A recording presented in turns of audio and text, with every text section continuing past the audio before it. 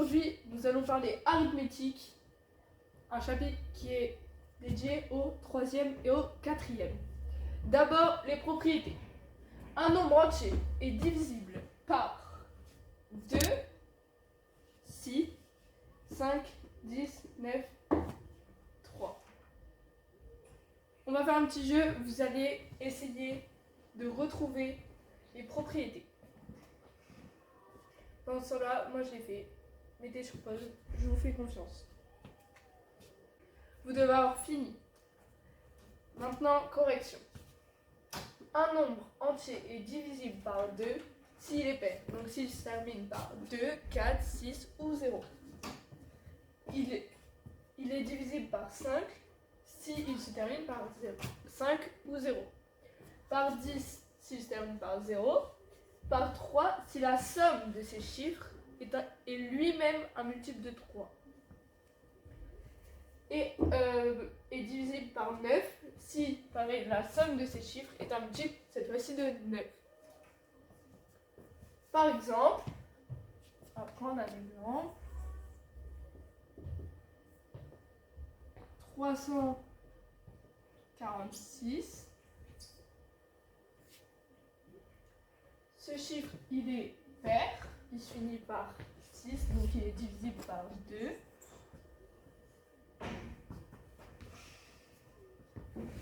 Il n'est pas divisé par 5 parce qu'il ne se finit pas par 5 ou 0, ni par 10 parce qu'il ne finit pas par 10. Maintenant, on fait la somme des trois chiffres, donc 3 plus 4 plus 6, c'est égal à 13. Est-ce que 13 est un multiple de 3? Non, ni de 9. Donc, 348 est uniquement dans ces nombres-là divisible par 2. Maintenant, les nombres premiers. La définition. Un nombre est premier s'il possède uniquement deux diviseurs qui sont 1 et lui-même. Par exemple, nous avons 2, 3, 5, 7, 11, 13. Attention, ils sont à apprendre par cœur. Grâce au nombre premier, on va pouvoir faire la décomposition d'un nombre en produit de facteurs premiers. On va prendre pour exemple 300. 300. On met la barre de fraction. 300 est divisible par le premier nombre premier, c'est 2. Et on sait que 2, c'est un diviseur de 300.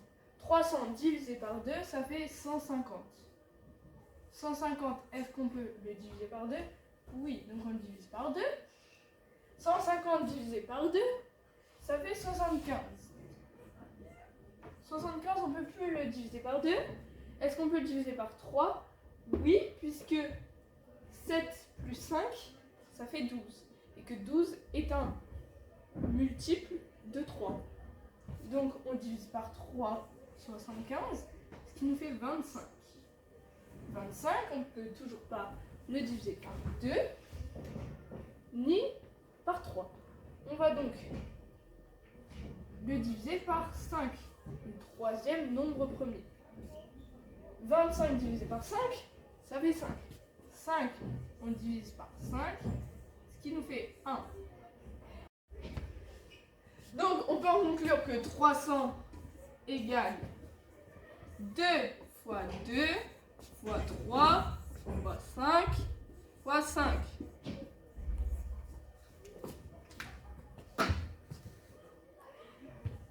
Mais Camille, on peut le simplifier ça. Mais comment ça? On peut faire 2 au carré fois 3 fois 5 au carré. Comme ça, c'est plus simple et ça va plus vite. Ah mais oui, t'as raison. Maintenant, l'application fraction. L'application fraction contient une définition. La définition est, on dit qu'une fraction est irréductible lorsque son numérateur et son dénominateur n'ont pas de diviseur commun autre que 1.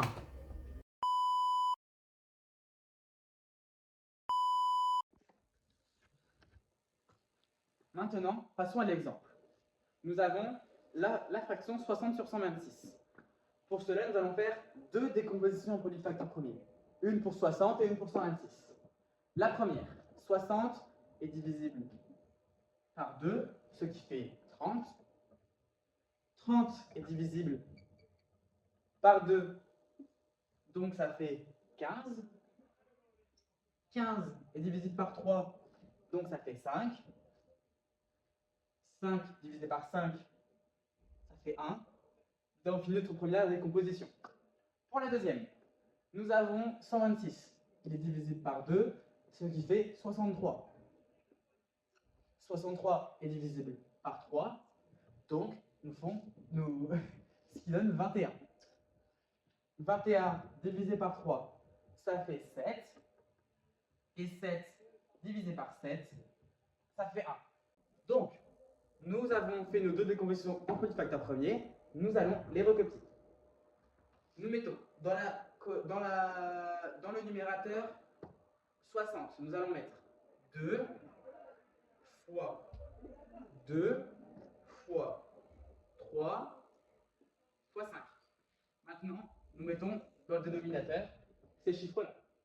Nous mettons 2 fois 3 fois 3 fois 7. Maintenant, nous pouvons supprimer les deux, car il y en a un en haut au numérateur et un au dénominateur. Nous pouvons les enlever, et c'est pareil pour les trois. Et après, nous avons juste à recopier ceux qui restent. Nous mettons 2 fois 5 et 3 fois 7. Après, nous pouvons simplifier, ce qui fait 10 21e. Voilà pour l'exemple. 4, les problèmes. Putain, il y en a beaucoup.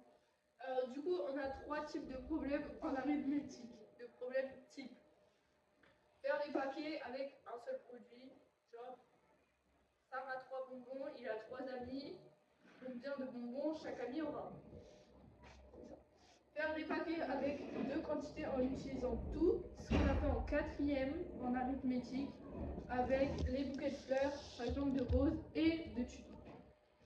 Et un nouveau type en même temps au même endroit, ça va être quand on demande quand est-ce qu'ils vont se croiser sur un tour qui fait la même taille ou une taille différente. Je sais pas si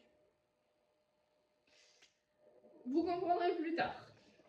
Premièrement, du coup, on va voir comment faire des paquets avec un seul produit, le truc basique qu'on a vu en primaire. Pour ça, soit on va poser une division euclidienne, donc toujours avec un reste, et pas de virgule. Il n'y a pas de virgule. C'est un chiffre rond. Et pour ça, sinon, on va utiliser la touche division euclidienne sur la calculatrice. Je vais vous montrer tout de suite. On va faire par exemple 6 divisé par 2 en division euclidienne. Donc on fait 6. Et au lieu de faire diviser, on va faire la touche ici. Au-dessus de mon doigt. Hop, par 2, exé. Et là on a le quotient et le reste. Donc, on a entouré ce qui était égaux. Maintenant, on va les multiplier une fois et pas deux. Donc, on ne va pas faire 3 fois 3 fois 3 fois 3 fois 3 fois 3. On fait juste 3 fois 3 fois 3.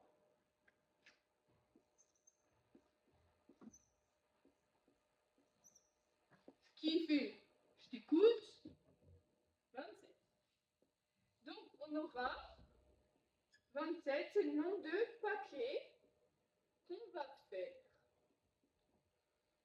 Donc, on aura 27 paquets. Maintenant, il nous reste quand même un 2 et un 5. Qu'est-ce qu'on fait avec cela? En fait, on va, par E, déterminer le nombre de billes rouges et le nombre de billes noires.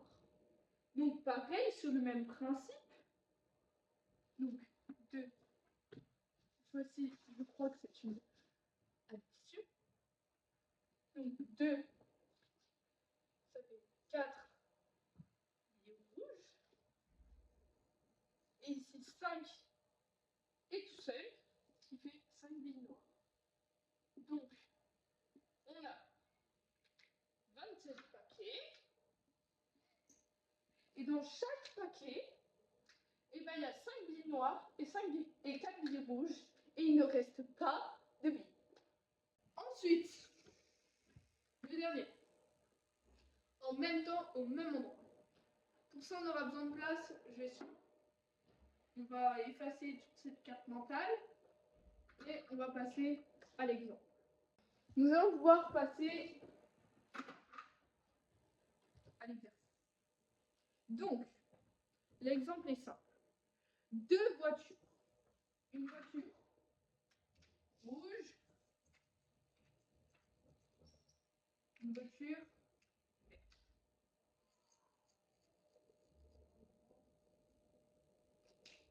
Ils sont sur la ligne de départ. Ils vont faire une course. Donc ils vont faire le tour d'un même circuit. Bon, alors du coup le dessin n'est pas à l'échelle. Hein.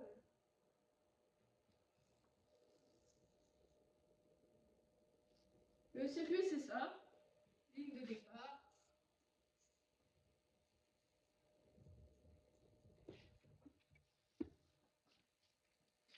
Et donc, la voiture rouge, elle fait le tour en 36 minutes.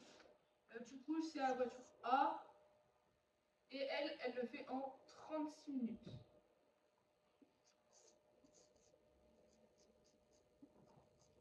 Et la voiture B, qui est la voiture verte, elle le fait en 30 minutes. Là, c'est la ligne de départ. On a une voiture A, une voiture B. La voiture A fait un tour en 36 minutes. Donc 36 minutes par tour. Et la voiture B fait 30 minutes par tour. Est-ce que, à un moment donné, à part au départ, elles se croisent sur le parcours?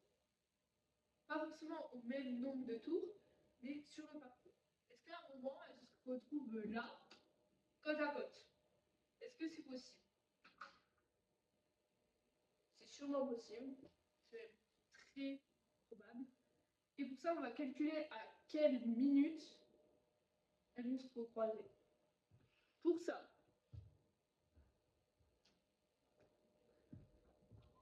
on va chercher les multiples de 36.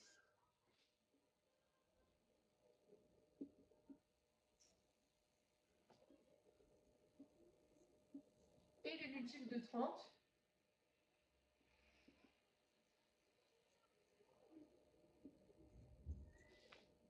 Et on va commencer à faire la liste.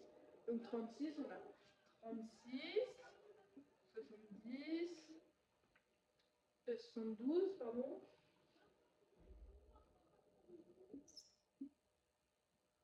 On a 108, 144,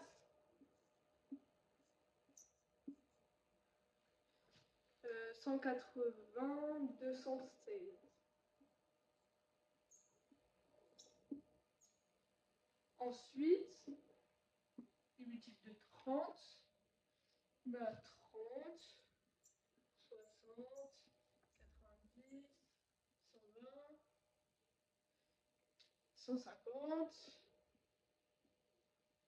180, 210. Et on peut continuer comme ça, jusqu'à ce qu'on trouve un multiple commun. Ici, c'est 180. Donc, les deux voitures vont se recroiser à la 180e minute. Pas forcément au départ, mais sur le parcours.